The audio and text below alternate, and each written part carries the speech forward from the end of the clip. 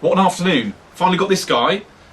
It really doesn't do justice to how much work I had to do today though, as in the video obviously won't be that long, but I had to cover quite a lot of miles, and there were quite a lot of birds about, but like before, they just want to run and they see you from miles away and there's no cover for them. So what you're trying to do, what I'll be trying to do is I'll see them, try and get them to go for cover, and then hope that I can sneak up on them and get them to sort of wait and then flush out.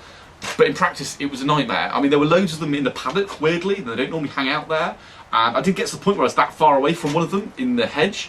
But, you know, even I'm not going to shoot that. It would have just blown it to pieces. I wouldn't have been able to even eat it. So there wasn't much point, really. But this guy, as I said, I saw him in the corner of the field.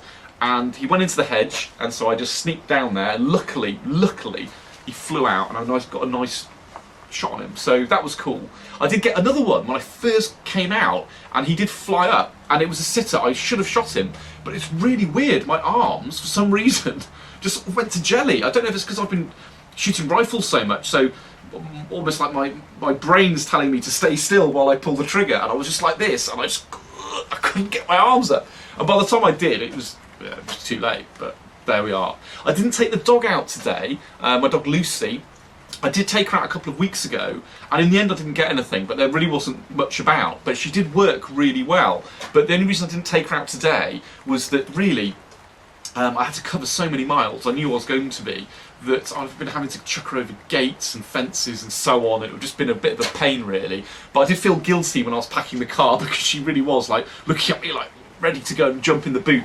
But yeah, there we are, never mind. As I said, this chap though, I'm not sure quite what we're going to do with him yet. I might just, we might pluck him and then hot smoke him.